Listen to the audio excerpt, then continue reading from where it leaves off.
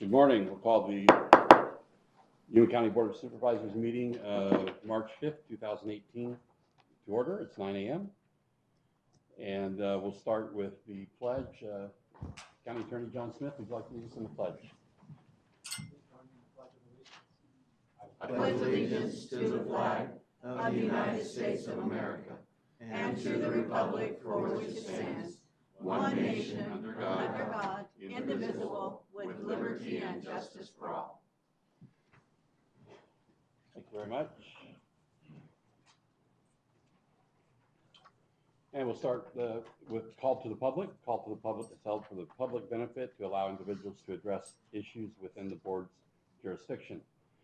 Board members may not discuss items that are not specifically identified on the agenda. Therefore, pursuant to Arizona Revised Statute 38-43.01, action taken as a result of public comment will be limited to directing staff to study the matter, responding to criticism, or scheduling the matter for further discussion and decision at a future date. And I don't have any speaker cards, but is there anybody that would want to speak to the board this morning? Seeing none, we'll move on to our presentations. During the segment of the agenda, board members may discuss the presentation and proclamations or may announce appointments to the Yuma County Planning and Zoning Commission and the Yuma County Board of Adjustment. No legal actions will be taken. Are there any appointments? No? Okay, we'll start with the presentation of the county line by Yuma 77, the Yuma County Government Channel. Together to discuss the topic of ammonia. Housing is gearing up for their annual housing fair.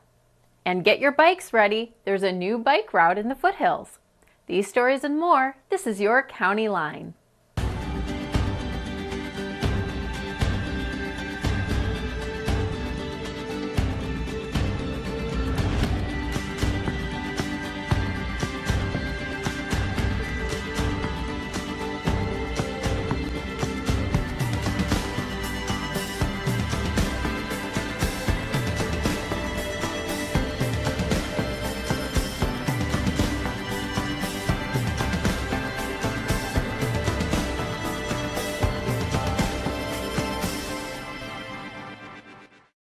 Yuma County is well known for its agricultural roots and leafy greens, but a lot of people may not know about ammonia use in farming. With this use comes a lot of safety considerations, and your county is working with other agencies to ensure our safety. The Yuma Area Ammonia Days is a group of local businesses, public safety, and local government agencies coming together to teach how to respect and appreciate this widely used chemical. Commonly referred to as Ammonia Days for short, local experts present on ammonia exposure, basic refrigeration, and safety response topics. Yuma County's Office of Emergency Management participates in the planning and execution of this annual gathering. This is so responders could better prepare and coordinate in the unlikely event of an incident. It's a really important time to kind of work with the community and those who work within the produce industry that has ammonia on site to make them better prepared and better aware of some of the newest trends and some of the issues that have occurred in the past on ammonia safety and what the newest equipment out there is to ensure their safety. This event is just one of the many facets of your county's emergency response plan and preparedness. To find out more about these events and emergency preparedness, go to yumacountyaz.gov for more information. Recently, we brought you the story about bike routes coming to the foothills in Yuma County. The signage is up and ready, but it's important that everyone understand what the purpose is for the added signage. Yuma County has no lack of recreational opportunities, and more cyclists are appearing on the roads every day. Your county government worked closely with local bike groups to formulate an area to put signs so that drivers are aware there is a strong chance cyclists might be in the area. Here in Yuma, there's really not many safe places to get from point A to point B, and Yuma is a small enough community to travel across town on a bicycle makes a lot of sense. But there's no safe way to get there, so obviously you need to have bike routes and ways of getting bike transportation around. It's important that all Arizonans realize that according to Arizona state law, cyclists have the same rights and responsibilities as motorists. These bike routes are the first to be signed by Yuma County. Recently, your Board of Supervisors approved a 1-mile segment of bike lanes, also in the foothills area. The bike lanes would also be the first of their kind constructed by Yuma County. Stay tuned, we'll keep you updated on these projects. Paying our taxes is just one of the many ways we contribute to our community. But what if we don't pay our taxes? The Yuma County Treasurer recently held a tax lien auction. In short, this is what happens. After extensive efforts to work with the delinquent property owners, the county may have to sell the lien to an investor. The new lien holder then pays the owed taxes. Selling liens on property is the county's last resort, but if we didn't institute these measures, those who do pay would shoulder an even heavier burden. And tax liens are an efficient way of collecting delinquencies for all taxing districts within the county. You can learn more by visiting the Treasurer's webpage at yumacountyaz.gov. The Yuma County Law Library is a great place for judges and attorneys to research law and legal information.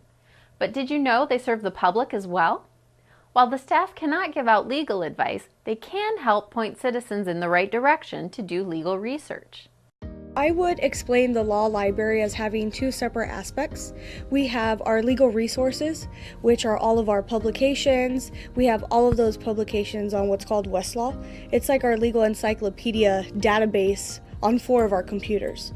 Our second aspect is our self-service center. Our self-service center, we really focus on helping those people who are self-represented litigants. So people who can't really afford attorneys or who just want to know more about the court process. We have some people come in who do have attorneys, but they want to see what the forms look like. Or, they need explanation, what comes next in my court case. So we have 1 to 2 various legal topics a month for our legal clinics. We have the divorce clinic is the last Friday of every single month. And then we have our other topics on rotation. I do have a calendar that I try to produce to the community about 3 months in advance. Even though we have a bunch of legal resources and all of our forms that we have are produced by attorneys, and we use our Maricopa forms. Here in the law library, we're here to help along with the process, to explain some terminology, but we're not able to give any type of legal advice. We're just here as a resource for the public.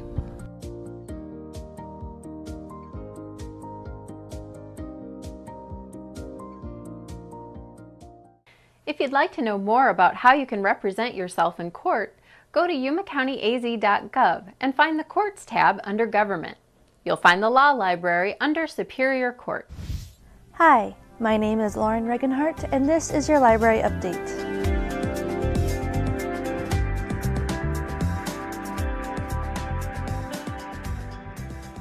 Spring is looming, and the weather is warming up just in time for some fantastic programs with your library. The 2018 One Book Yuma selection is Mythical River, Chasing the Mirage of New Water in the American Southwest by Melissa L. Sevigny. Pick up your copy of Mythical River at your local library or bookseller. Melissa will visit Yuma Wednesday, March 21st to lead 2 community discussions. The Yuma County Library District, in collaboration with the Friends of Yuma County Libraries, present an evening with J.A. Jantz. This special event features the award-winning author speaking about her latest book, Duel to the Death and Other Written Works, on Thursday, March 22nd at 6 p.m. at Historic Yuma Theater. Books will be available for purchase courtesy of Barnes & Noble booksellers, and book signings will commence after the presentation. For more information on these programs or any of our other programs, visit our website at yumalibrary.org. Don't forget to check us out on all of our social media platforms under Yuma Library. We're on Facebook, Instagram, Pinterest, and Twitter. If you're currently trying to purchase a home or rent a property, chances are you're stressed. On top of that, what if you feel you've been discriminated against in the process? The 10th Annual Fair Housing Festival is being held Saturday, April 14th at Joe Henry Optimist Center in Yuma. It's designed to help anyone that feels they have gone through this process. Local organizations from around Yuma County will be on hand to answer questions about housing discrimination, along with many other housing-related service questions. We'd like to thank you for joining us for this County Line. If you'd like to watch past episodes, log on to yumacountyaz.gov/VOD. And don't forget, you can join us now on Facebook Live. We'll see you next time.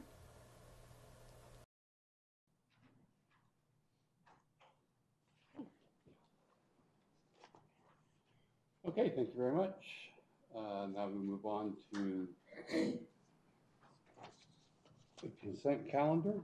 The following items listed under the consent agenda will be considered as a group and acted upon by one motion with no separate discussion unless a board member so requests. In that event, the item will be removed from the consent calendar for separate discussion and action. And we have items 1 through 9. Did anybody want to pull anything?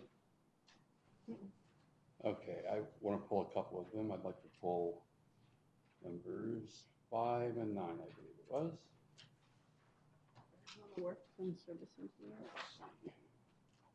Yep, 5 and 9. If there are no others, I'll entertain a motion So moved.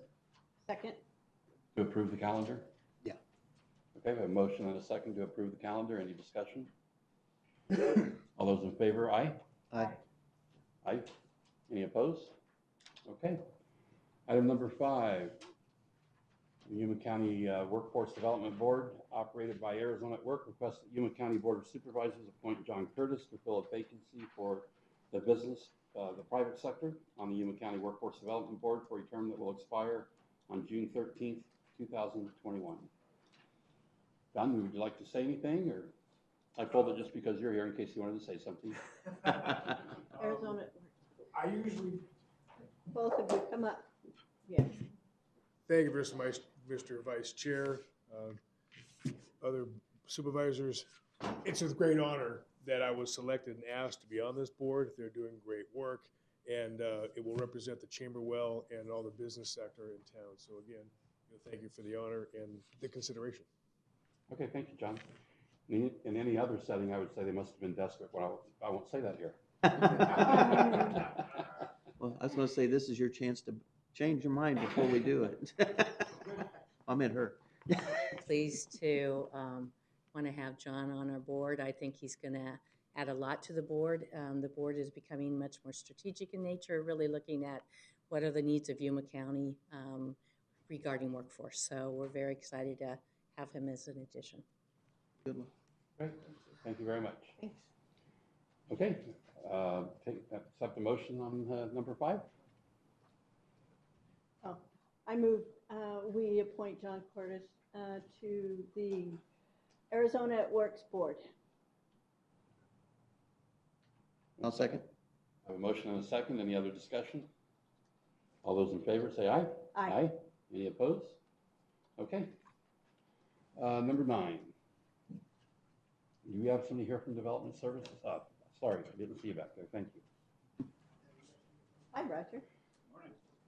Development Services Engineering adopt budget amendment resolution number 18-99, transferring budget authority in the amount of $600,000 from CIP project number 1.1505, County 11th Street and Somerton Avenue intersection realignment, to CIP project number 1.0702, Avenue B irrigation standbox relocation project. Roger, I think the bids came in much higher than we had anticipated. Yes, we bid it in 2 phases. The first phase, actually Unit B Irrigation District, further IJ, conducted the bid opening. The first phase was the relocation of the large stand boxes, and that was the 1.2 million, I think. The second phase was the relocation of all the stand boxes, but converting them to inline valves, and that was approximately 600,000. Collectively, we're about 600,000 over estimate, budget estimate. We can, as an alternative, we could just award phase 1, but our recommendation is go ahead and award both phases. There's long lead times to acquire this, especially underground valves and pipes. We evaluated the bids, and we estimated that the mobilization was should have been a lot more. It takes a lot of coordination to come back and do several, or just do a couple during a particular outage. They don't have a set outage for the entire project, so it's going to be, we'll be able to do 2 or 3. Then we need to we'll go away and come back and do another couple of them, just as the outages occur. So that's what our recommendation is, still to award as to the lowest responsible bidders. Yes, quite a bit. What's the reason they can't just mobilize and do them all at one time? Mm-hmm. What's the reason they can't mobilize and do them all at one time? They have to get localized irrigation outages to do them all. They can block off certain sections and have a localized outage and go ahead and do them. But then it's continuous. It's going to be several months. Mhm. So that those people don't get irrigation during that time, is that? That's correct. And that's why you do it, because can they utilize one of the other ones to irrigate while those are offline? I think it's a combination. They're going to start at the lower end, obviously, and then that will be a limited outage. And they have certain periods of time that they can do it, and it does get service. There's actually two separate systems that they can coordinate with. If it's an extended outage, then we are going to have to pay for some bypass pumping just to get people minimum water. Nobody uses that water for anything other than irrigation, correct? That's my knowledge. It's only for irrigation purposes. Well, okay, so obviously your recommendation is just to go ahead and move forward. How significantly does that affect the Somerton Avenue project? Somerton Avenue, we're just in the design phase. We just received some requests for proposals to do the design evaluation, and we'll be bringing that to the board next board meeting to award that project. It doesn't impact it. Okay. Anything else? Okay, I'll entertain a motion. I'll make a motion that we adopt budget amendment resolution number 1899, transferring budget authority in the amount of $600,000 from CIP project number 1505 to CIP project number 1-0702. Second.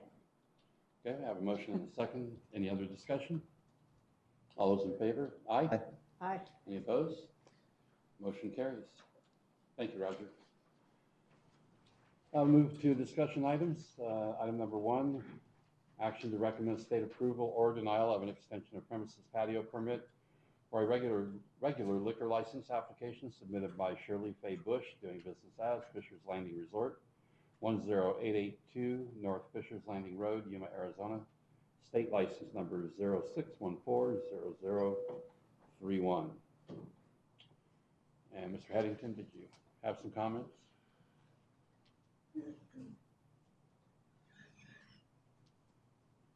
Morning, Supervisor McLeod, members of the board, Pat Headington, Building Fire Code official.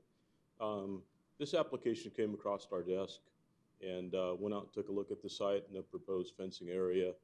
And what we need to do, what the code is requiring, is the ability to exit from this area and the rest of the patio area back towards the public way, which is the opening that we are requesting that they be provided.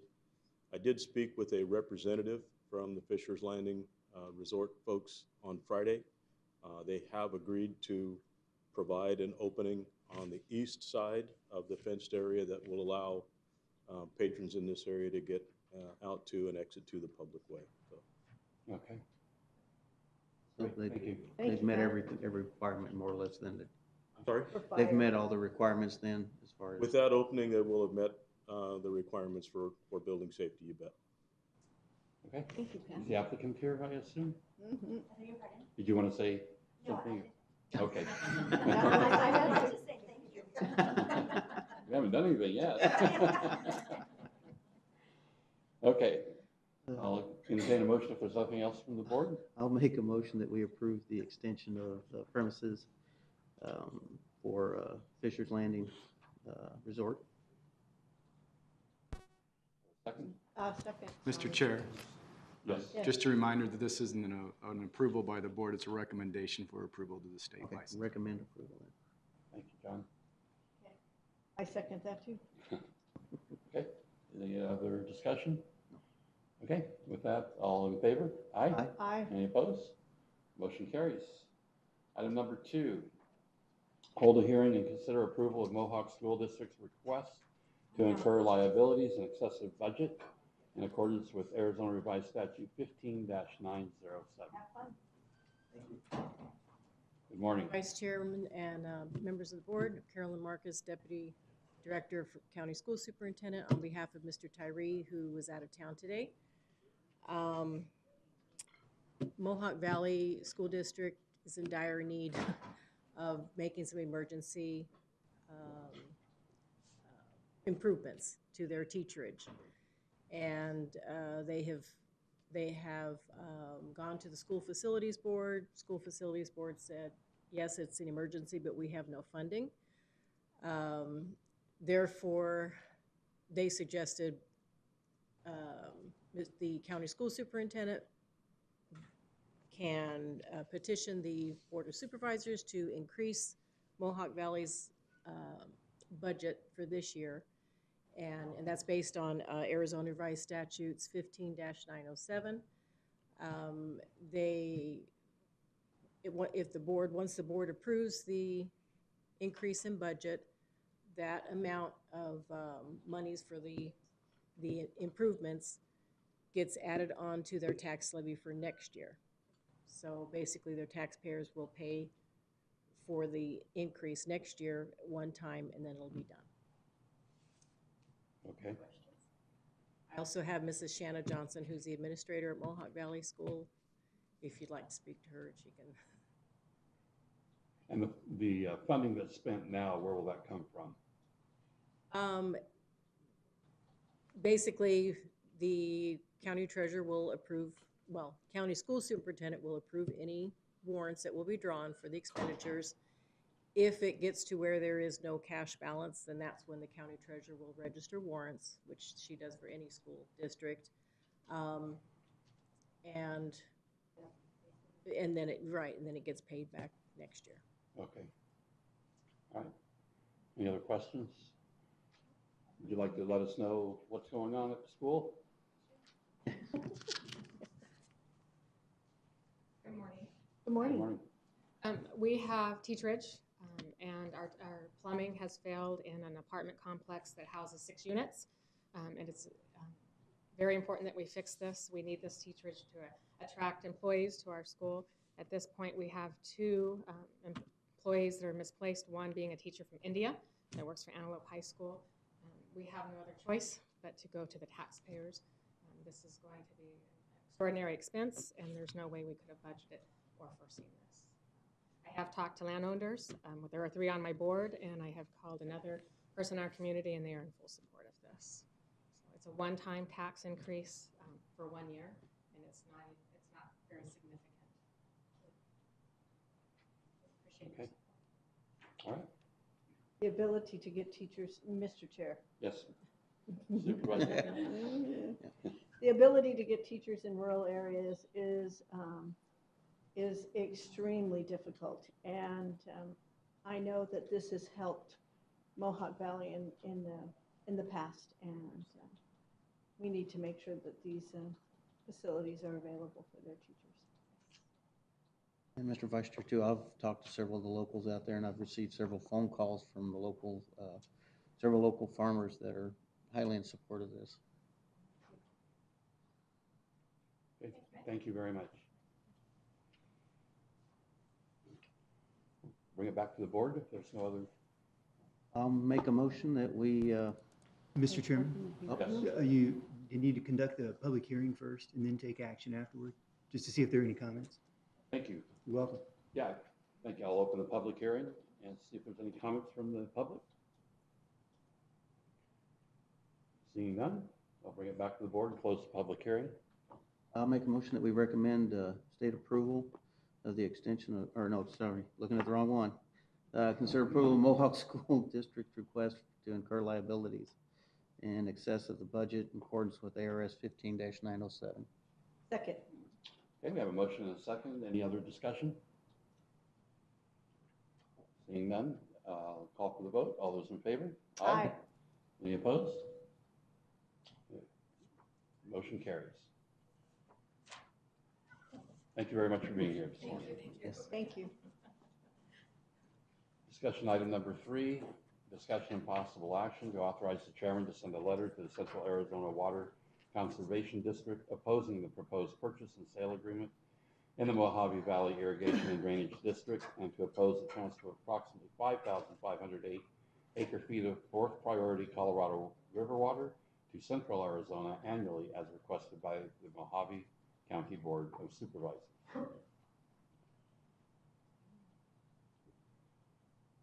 And do we have anybody to present on this? No, but Nope. I can tell you that the the CAWCD and CAGRD and CAP, Central Arizona Project, Aggressively. are requesting water from everybody, or they're getting water from everybody. They're trying to pass legislation that would give them sovereign immunity so they can go after water all up and down the Colorado River, and that would really severely impact the ability for rural Arizona to grow in any way, shape, or form. It reminds me of some of the stuff that's been done in California. I want to say Allen Valley there's a valley where they took all the water out of California, and then there's Impero and El Centro area where the farmers are being paid not to farm, and so what do? You get a dust bowl, and all that water gets sent to metropolitan areas, and they're not just after Mojave, they're also in the process of trying to buy up land in Yuma County and the Mohawk area, and so I am very, very, very much in favor of this letter. And we need to very much keep an eye on our water and make sure that our water is safe as well. So, anyway. All I can say is I concur with that wholeheartedly. We've got to watch it. Got to watch. Okay. Is there anybody here to speak on this? Seeing none, bring it back to the board for a motion. Mr. Chairman, I move the county administration send a letter to the Central Arizona Water Conservation District opposing the proposed purchase and sale of agreement in the Mojave Valley Irrigation and Drainage District, and oppose the transfer of approximately 5,508 acre-feet of fourth priority Colorado River water to Central Arizona annually as requested by the Mojave County Board of Supervisors. And I think you meant to authorize the chairman, right? I did mean to authorize the chairman, sorry. Okay. Oh, I'm sorry, I didn't see that part. I'll second. Second, okay. Any other discussion? My only other discussion is I would like to have a copy of this letter since I'm going up to a meeting on Wednesday in Phoenix on water, and be able to give it to all the legislators in Yuma County to make sure that they're aware of what's happening. Yeah, I'm sure you can get that. So, thank you. Okay. All right. We have a second? Yes, second. Second, okay. All those in favor? Aye. Any opposed? Motion carries. Item number 4, update and discussion and possible action regarding testing and interim improvements at 197 South Main Street. Good morning, Dave. Good morning, Mr. Chairman, members of the board. Dave Hillen, Director of Facilities Management. Thank you for having me here. I know you all missed me 2 weeks ago when I wasn't on the agenda for one time there, but we are nearing completion of this work, and I expect to just make maybe 1 or 2 more additional reports to the board. Work across the street at the admin annex is progressing well. The cleaning subcontractor was in after the completion of the demo portion of the work 2 weeks ago and performed his first phase of cleaning. And general comments coming back were that there was not nearly the type of dirt or debris that they expected to see in a building of that age. It was in pretty good shape.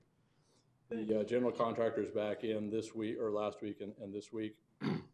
He expects to wrap up by the 19th. He is currently framing and sheetrocking and mudding and taping walls. The lighting has been installed and everything's working well. I had planned to have some in-progress photos. I didn't get them submitted in time, but I'll make sure I have that for next time. There's quite a difference if you go across and take a look. It's looking good. The air testing contractor came last week to set the monitors that will be in place for a week. They set them on the 28th, and they'll be picking them up this Wednesday on the 7th. So they're recording as we speak the CO2 levels. At the same time, when they return, they'll be doing a 24-hour test for volatile organic compounds and ozone from the 7th to the 8th. So they'll be here, like I said, later this week to complete that. Once I have the report, it'll be about a week after that before we get the verbal report, and then within 10 days we should have a written report of any further findings, recommendations that they may have. We did complete, after some discussion, we did go ahead and complete the test, the HVAC test and balance prior to the CO2 monitoring, so that hopefully we don't need to make yet additional adjustments afterwards. And again, I'm expecting a written report back later this week, but the adjustments were minimal. Everything was very close to within the initial design range for outdoor air and supply air volume levels. So everything's looking pretty good there as well. Mr. Chair? Yes. Dave?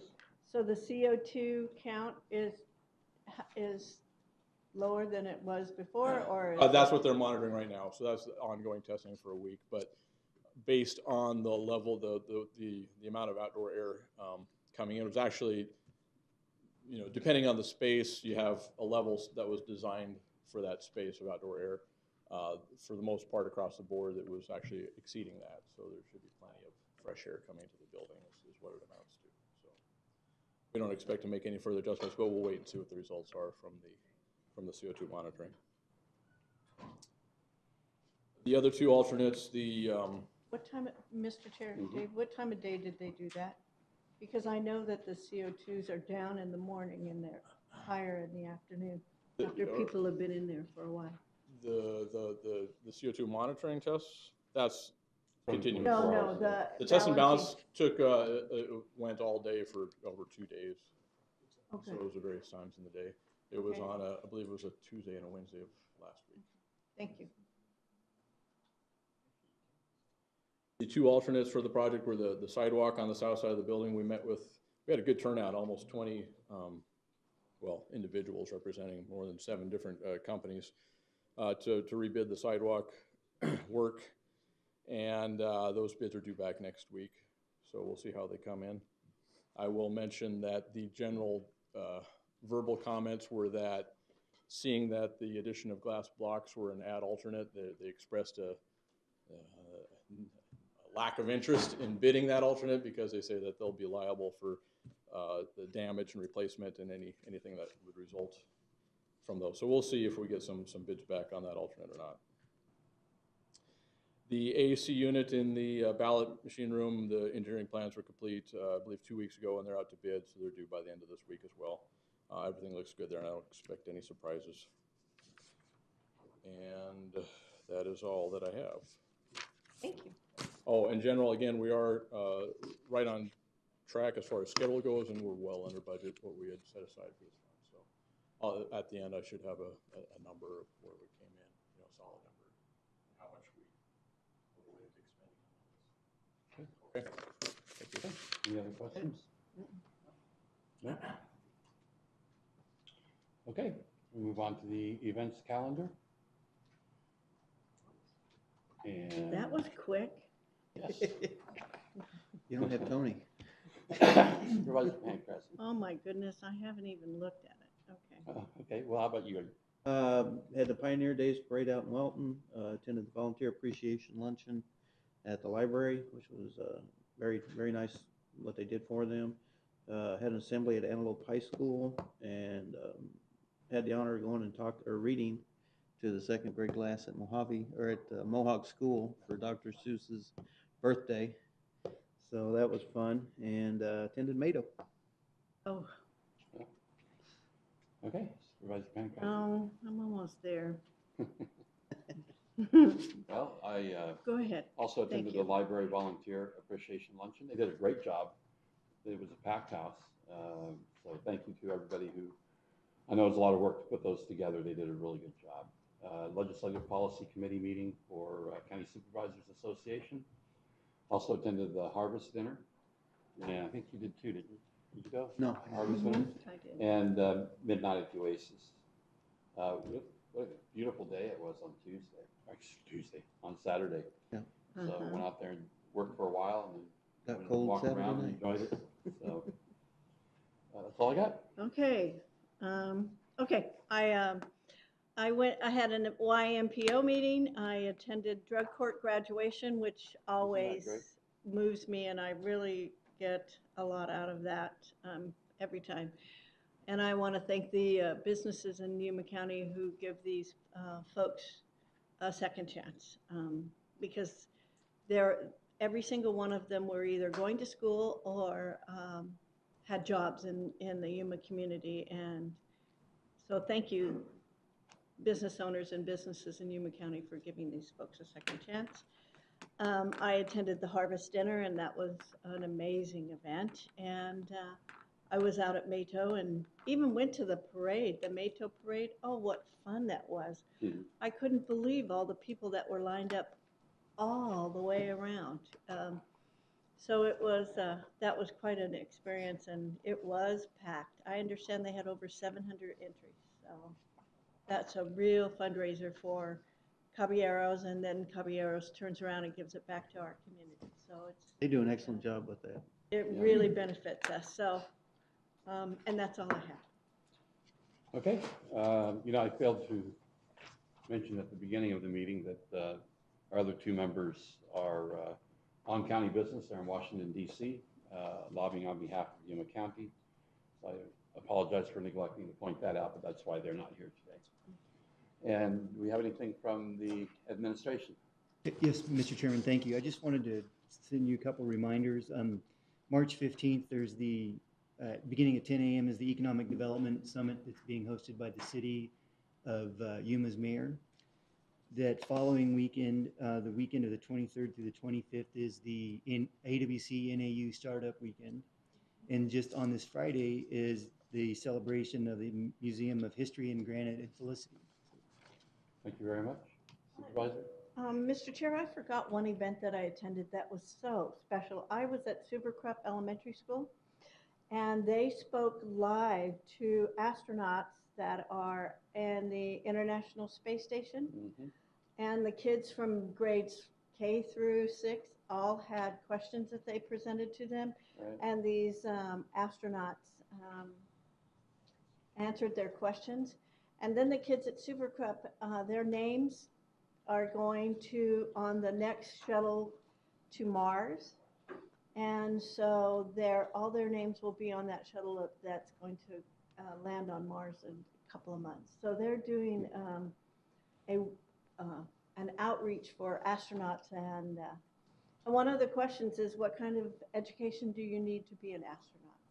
And of course, they love that. The astronauts had so much fun with that question. So it was very, very exciting for the kids, and for me too. I'd never seen that, so it was wonderful. So Great. anyway.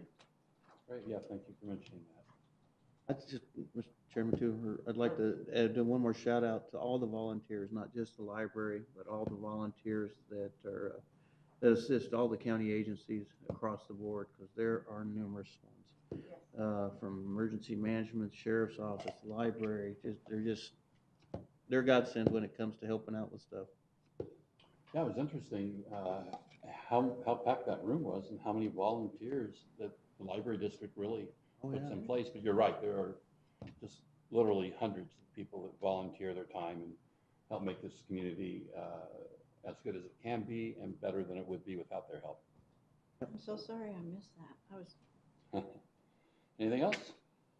Chairman, Yes. if I may, I'd Yes, just like to of course. report that the 2018 Yuma High School Mock Trial Program was this weekend, and I was just recently informed that the top two, first and second place, went to two teams from Cibola High School this year. Wow. All right. That's excellent.